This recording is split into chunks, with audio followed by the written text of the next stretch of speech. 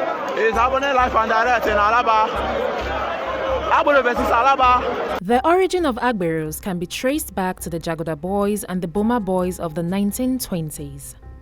Jaguda, meaning pickpockets, were a group of informally structured young boys based in Lagos and Ibadan, whose brotherhood was grounded on age and neighborhood, and whose major form of operation was against property.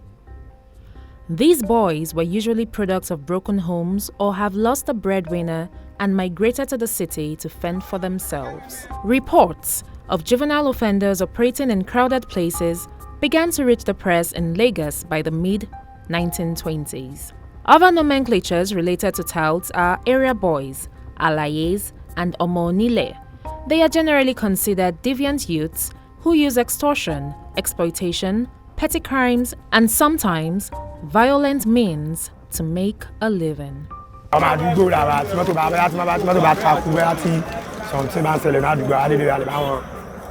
two things I don't work here.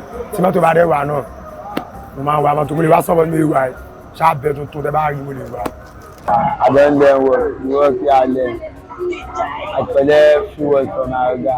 I need to do freedom, you know, the government no give us clothes.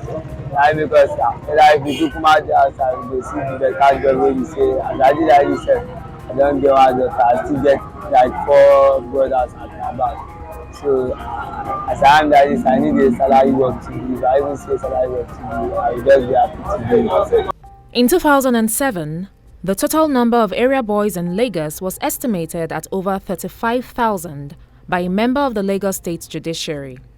As of 1996, the number of them operating on Lagos Island alone was around 1,000. A 1996 study of area boys on Lagos Island by Abubakar Momo showed that only 26.4% of area boys were from Lagos State, while the rest were natives of Ogun State with 22.6%, Kwara State with 14.2%, and Oyo State with 14.1%, amongst other states, and most were between 12 and 35 years old. Working as an Agbero is not a job filled with glamour, which is why, when asked whether they were proud to be area boys, the reactions came in differently.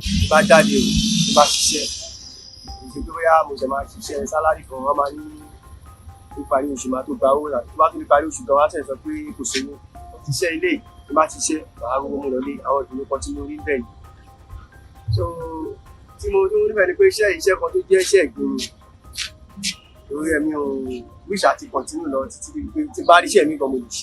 according to the International Center for Investigative Reporting, ICIR, Agberos in Lagos generate about 123.078 billion naira each year. These monies generated each year amounted to 29.4% of Lagos State's internally generated revenue of 418.99 billion naira in 2020. The amount was bigger than the IGR of any other state in Nigeria for 2022. However, according to the Debt Management Office's March 2021 report, Lagos is the most indebted state in Nigeria with a humongous 507.377 billion naira liability. According to the calculations of the ICIR, the money generated by Agberos can pay 24% of the state's debt, but the Lagos state government seems to lack the political will to take over the parks and streamline it as a revenue source for government.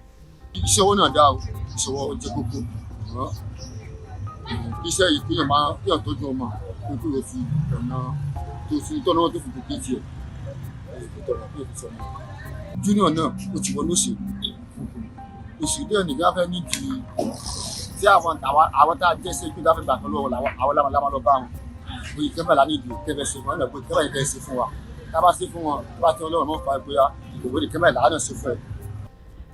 This menace of Agberos is not limited to Lagos State alone. However, with Lagos struggling to live up to its mega-city status, with 50% of its population in extreme penury according to the World Poverty Clock, a fundamental question comes to the fore. Why have the successive governments in the state ignored a system that generates jaw-dropping fortune on roads that they did not build and do not maintain?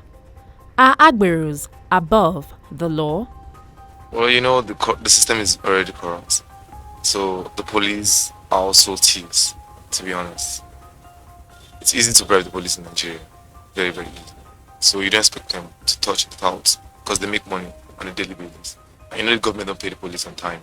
That statement is absurd. Nobody's above the law. The law is supreme in any society. Even in hell, there's a law. Even in God's kingdom, there's a law. When God said, Adam, if you don't eat this fruit, you disobeyed, there was a consequence.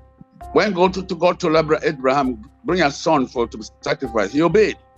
So obedience to the law will attract bounty, and disobedience will attract a sanction or a punishment. And the world governed by two things, two pillars, reward and punishment.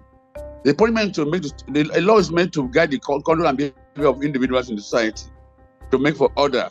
Like Rousseau in the theory of social contract, that the citizens have to sacrifice on their right, the noble the state maintain law and order. So anybody who says Agberos they are above the law. That is another statement. It's not at all not acceptable anyway. It's absurd. Arguments have been put forward that Agberos of Lagos are so wealthy and powerful that they can shut down the state any day they so wish. Several clashes among their ranks has led to deaths or the shutdown of critical parts of the state. It is on record that the only period that Lagosians have enjoyed some respite from the menace of the Agberos was during the military administration of Colonel Buba Marwa. His Operation Sweep, a joint police and military intervention, ensured that Lagos State enjoyed temporal salvation from the terror of these hoodlums. On August 2, 2012, the Fashola administration enacted the Lagos Road Traffic Laws. This law outrightly banned the activities of the Agberos, both at motor parks and at bus stops.